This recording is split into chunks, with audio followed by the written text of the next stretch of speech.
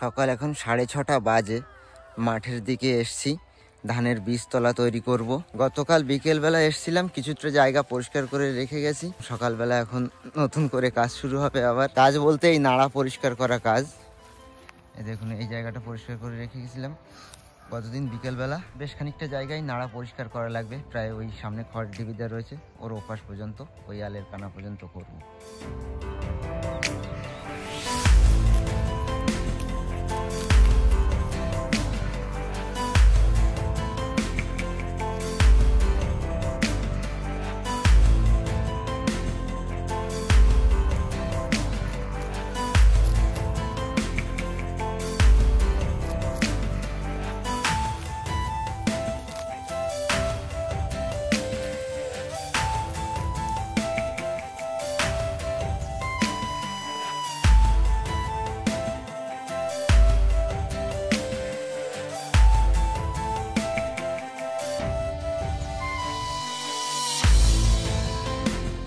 বীজতলা করার জন্য যেটুকু জায়গা লাগবে তার মোটামুটি অর্ধেকটা মতো হয়েছে। যতটা হয়েছে এখনো প্রায় এতটা জায়গার নাড়া পরিষ্কার করা লাগবে। ওই সামনে আরেকটা চাতর তৈরি করছে, ওটা নাড়াটাড়া পরিষ্কার করা হয়ে গেছে, জল দিয়ে আলটালো বাঁধানো হয়ে গেছে। এখন কোথায় ঘাস পরিষ্কার করছে। সকাল দিয়েই নাকি কাজ করছে, আর আমি তো এখন স্কুল দিয়ে আসলাম, এসে দেখি তা অনেকটা হয়ে গেছে। তা রান্না বান্নাও তো করা লাগে। হ্যাঁ, এই লাইনটা করো, এই লাইনটা। বিকালে আসবে এখানে আবার। বিকালে জল দিতে হবে চাদরে। তা আল না দিয়ে জল দেবা? ওকে। গাড়িতে কাটলে এরকম অনেকটা অনেকটা করে থাকে, হাতে কাটলে একটু কম থাকে, গোড়া দিয়েই কাটে। শীতকালের বেলা তো রোদ্দুরের দিকে আসলেই খালি হাই ওঠে আর ঘুম পায়। কি হয়েছে হাতের অবস্থা দেখি? হয়নি, এই যে একটা ছাল উঠে গেছে, কিছু ছোলা পড়ার মতো হয়ে গেছে। আর এই ছাগল গরুগুলোই দুদিনের জন্য একটু মাঠে ঘোরার সুযোগ পাইছে। এই আবার চাষ শুরু হয়ে যাবে, সব আবার আটকা। নাও তাড়াতাড়ি করো। আজকে বলেছিল যে একটা ইঁদুর গর্ত তোমার খুঁজে দেখাবো, ওখানে ওর মধ্যে কিরকম ধান থাকে। আগের দিন তো দুটো গর্ত খুঁজে নিয়ে গেছে। এই যে এখানে মুখের চাপা পড়ে গেছে মাটিতে, এই যে গর্তের মুখ। এই দেখো অবস্থা, দেখুন বন্ধুরা, ধান। এই হচ্ছে গর্ত। হাত দিয়ে না, লাঠি ফাটি আনো। দেখলাম যে এক্ষুনি একটা কিছু বেরোলো। ওরে ভগবান আমার, কি এরকম যে কত ধান এই সারা মাঠ জুড়ে রয়েছে তার ঠিক নেই কোনো। থাক, বাইরে খাই যাবে কেন? হ্যাঁ, আরো খুঁজবো, সবে তো মুখ শুরু হয়েছে। এই চত্বর জুড়ে রয়েছে পুরো, এই পুরো এই চত্বর। ওই একটা গর্ত দেখা যাচ্ছে, এই যে ঠিক আছে, ওই যে আলের কানাতে তো ভর্তি। এই গর্তটি ওই গর্ত, আলের কানাতে ভর্তি পুরো।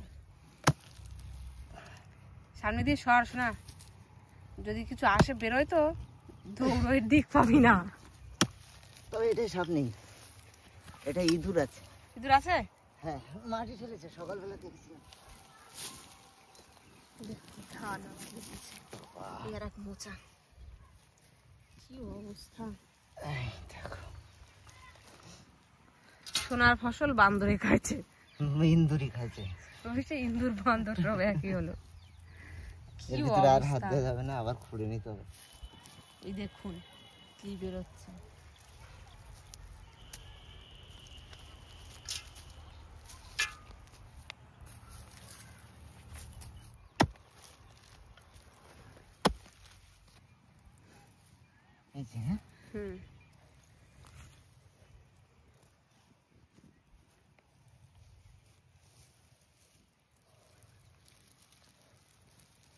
মাটি শুদ্ধ দিয়ে দাও তুমি।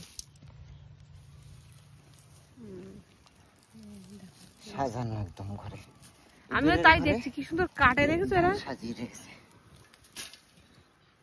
এরকম এক সাইজ করে একদম সুন্দর করে কেটে রাখবে। এখানে এক গাদা বেরোলো, আবার এরকম খুঁজতে থাকলে প্রচুর, কত ধান এখানে। আবার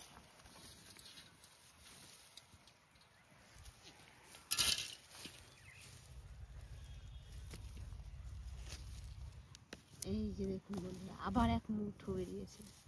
এখানে শেষ, এরবার তো আর নেই না ওখানে? এদিকে আছে আর, এখানে আর নেই। হ্যাঁ হ্যাঁ, এই যে সেইটুকু জায়গায় এই এক গামলা ধান ভরতে গেল।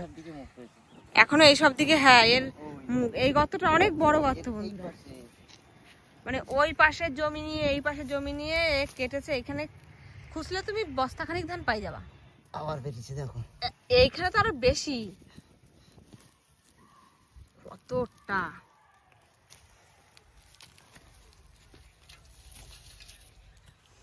আর তো সব মাটির সঙ্গে মিশে ঝুড়ো হয়ে গেছে। এই দেখো রাস্তা ওদের।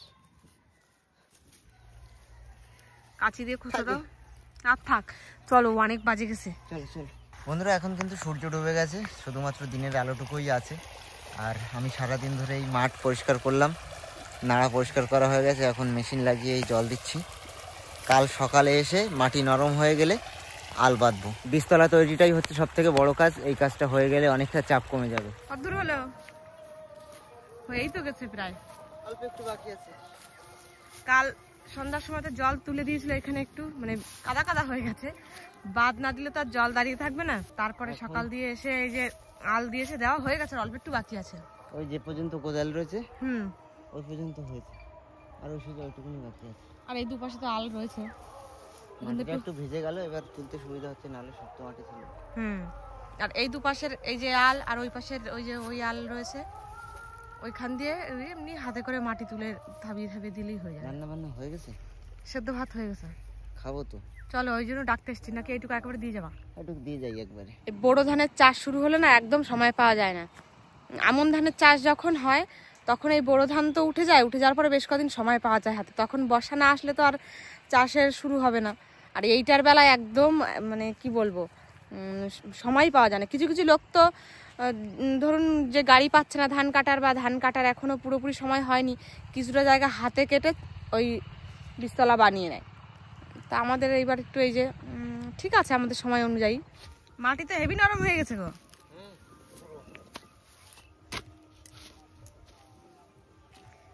নতুন কোদাল ডাইনে তোমার খুব সুবিধা হয়েছে মনে হচ্ছে কাজের।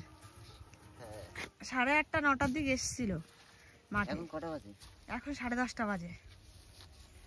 2 ঘন্টায় কাজ কমপ্লিট হয়ে যাবে। তো 10:30 বাজেনি এখনো, বাজবে, তার মধ্যে হয়ে যাবে তোমার মনে হচ্ছে, বুঝলে? একদম লাস্টে এসে কাজ ঝিমিয়ে গেছে, কিন্তু গায়া জন্যে কাজ তো ঝিমাবেই।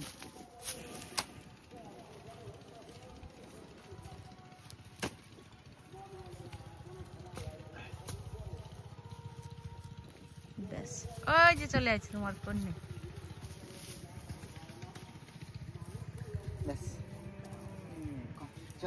চলো চলো বাড়ি চলো, হয়ে গেছে। হ্যাঁ নরম কাদা, ঢুকিস না, ঢুকে যাবি কিন্তু এর মধ্যে। বাড়ি এসে ভাত খেয়ে এখন এই ধান বীজগুলো রোদরে দিচ্ছে। রোদরে দিলে নাকি ভালো হয়, আশেপাশে সবাইকে দেখে।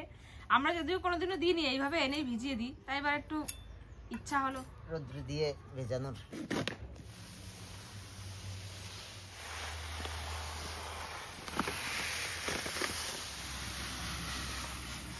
না, এটা হচ্ছে 9 কিলো ধান। এই 9 কিলো ধানেই 3 বিঘা জমি কমপ্লিট হয়ে যাবে। আরো পাতা থেকে যাবে। কালারটা হেবি সুন্দর ধানের। হ্যাঁ, গায়ে দেখো কি সুন্দর চকচক চকচক করছে গায়ে। এর গায়ে কি কিছু মাখানো আছে, এরকম চকচক করছে কেন? ওষুধ দেওয়া আছে, ওই জন্য এরকম চকচক করছে। কত সরু দেখো ধানগুলো। ওই জন্যই তার নাম জিরাকাঠি, জিরার মতো। আজকে দুপুরে রান্না হবে পার্শে মাছ। অন্তিকা মাছ কুটতে বসছে। এই মাছগুলো গতকাল কিনে আনা হয়েছিল, ফ্রিজের মধ্যে ছিল। মাছগুলো কিন্তু সত্যি খুব সুন্দর বন্ধুরা। ঘেরের পার্শে মাছ মিষ্টি জলে,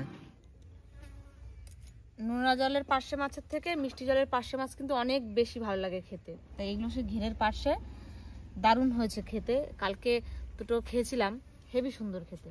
তা মাছগুলো এখন কেটে নিই, আর সবজি দিয়ে রান্না করবো। এখন কি সবজি দিয়ে রান্না করবো সেটা এখনো ঠিক হয়নি। কেটে রান্নাঘরে নিয়ে যাই, তারপরে দেখছি কি সবজি দিয়ে রান্না করি। এই মাছটার পেটে ডিম আছে।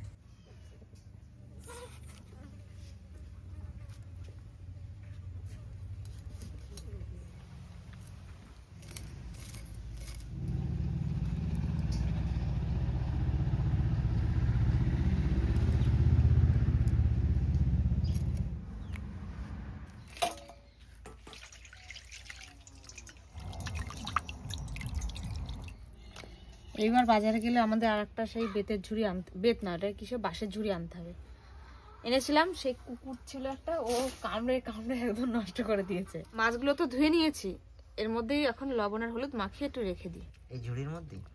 হ্যাঁ, আজকে অনেক রকমের সবজি আছে, তুমি কি সবজি দিয়ে মাছ খাবা বলো, তাই সবজি দিয়ে রান্না করবো। যা সবজি দিয়ে খাওয়াবা তাই দিয়ে। ফুলকপি আছে, বেগুন আছে, শিম আছে, কি দিয়ে রান্না করবো বলো? করো না যা হয়। মানে যা হয় না বলতে হবে। তুই কি দিয়ে খাবি বল? বেগুন দিয়ে খাবি না ফুলকপি দিয়ে খাবি মাছের ঝোল? ফুলকপি। ফুলকপি? তুমি? চলো তাই হোক। তাই হোক, কেটে নি। বেগুনগুলো দারুণ লাগছে। থাক, বেগুন দিয়ে আর খাবো না আজকে। দাও, বেগুন দিয়ে বেগুনই ভাজবো ওখানে। হ্যাঁ, মাছ ভাজার জন্য কড়াইতে সর্ষের তেল দিয়ে দিচ্ছি।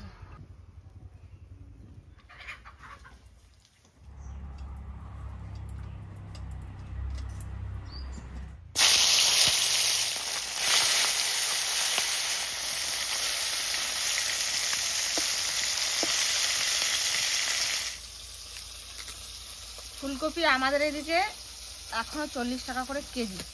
এইটা যেখান থেকে এনেছি বলছিল উনি দেশি ফুলকপি, মানে চালানি না। ভাবলাম নিয়ে খেয়ে দেখি কেমন হয়। আর সত্যি কথা বলতে ফুলকপি এই প্রথম প্রথম কদিনই ভালো লাগবে, এরপরে যখন সারা বাজারে একদম বিশাল ওঠা উঠবে 5 টাকা 10 টাকা পিস, তখন আর একদম ভালো লাগে না খেতে।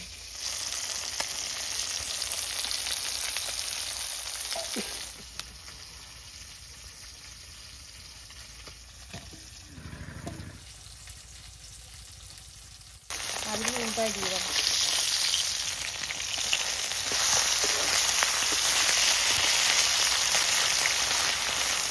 ধুয়ে দেবে জলে, জাল শুকনো মচমচে কাঠ, একটু মাছ ভাজা হতে মনে হয় 5 সেকেন্ড তো লাগবে।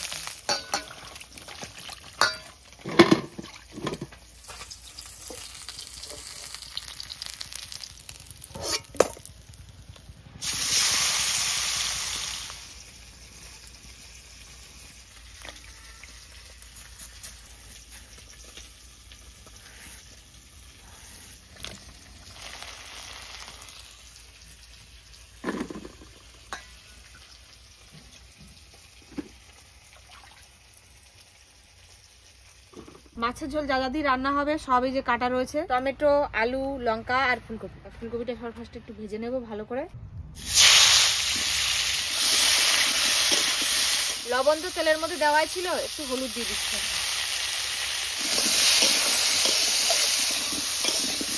নামিয়ে নি। এবার কড়াইতে আবার নতুন করে তেল দেবো, এবার তরকারি রান্না হবে। তো ধোয়া হচ্ছে মাঝে মাঝে, তা কি বলবো আর। তেল গরম হয়ে গেছে, অল্প কটা জিরে দিয়ে দিচ্ছি, কেটে রাখা আলু, টমেটোগুলো দিয়ে দিচ্ছি, লবণ দিয়ে আলু ভালো করে ভেজে নিই। আলুগুলো কিন্তু একদম ভাজা হয়ে গেছে, আর টমেটো পুরো গলে গেছে একদম।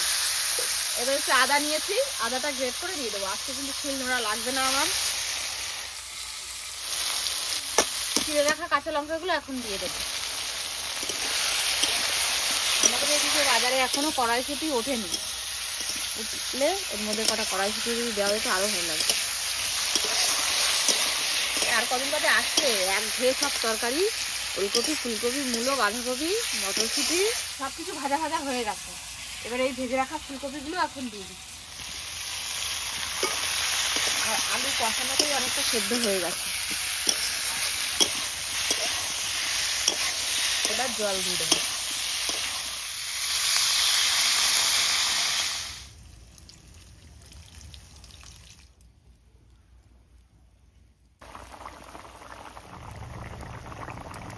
ঝোল ঢোল সব সুন্দরভাবে ফুটে উঠে সেদ্ধ হয়ে গেছে সবকিছু। ভেজে রাখা মাছগুলো দিয়ে দিই। তোমরা কি সব ভাজা মাছ খেয়ে গেছো? সেই যে কটা দিলাম। হ্যাঁ, আমি দিন একটা রাখুন না। ওকে,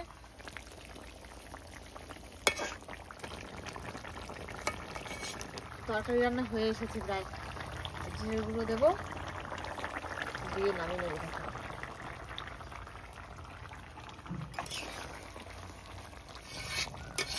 হয়ে গেল তরকারি।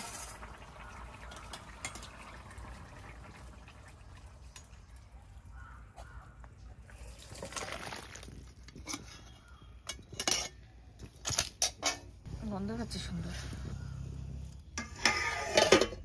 এই হচ্ছে আমাদের ফুলকপি আলু পার্শে মাছের তরকারি, শীতের দিনে খেতে খেতে সন্ধ্যা। আরও তো মাঠের কাজ রয়েছে, ওই জন্য এত দেরি হয়ে যায়। কাজ না থাকলেও বেশিরভাগ দিনই দেরি হয়ে যায়। তুমি এই রান্না ভিডিও ছাড়া আমাকে করতে দিতে, এমনি নর্মালি আমি ঘরে করছি, এতক্ষণ খেয়ে দিয়ে তোমার হজম হয়ে আবার খিদে পেয়ে যেত। মাছগুলোই এত সুন্দর টেস্টি, গন্ধটাও ভালো, ওই জন্য তো তরকারি ভালো লাগবে বেশি। পার্শে মাছ হলেই যে সেটা বিরাট টেস্টি হবে তেমন কিন্তু না, সত্যি কথা। নদীর পাশের থেকে কিন্তু ঘেরের পাশের অনেক বেশি টেস্ট।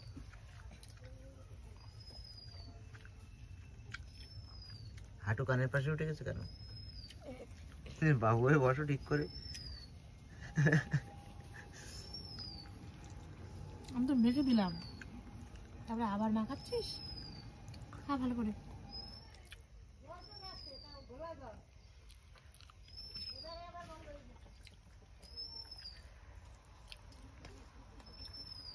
দারুণ টেস্ট মাছে। মাছটা সত্যি বন্ধুরা দারুণ টেস্ট। আমরা আগের দিনও খেয়েছিলাম এই একই মাছ। ঝোল সরো, হাত সরো। না তোমার কোথায় দেবো? এই তো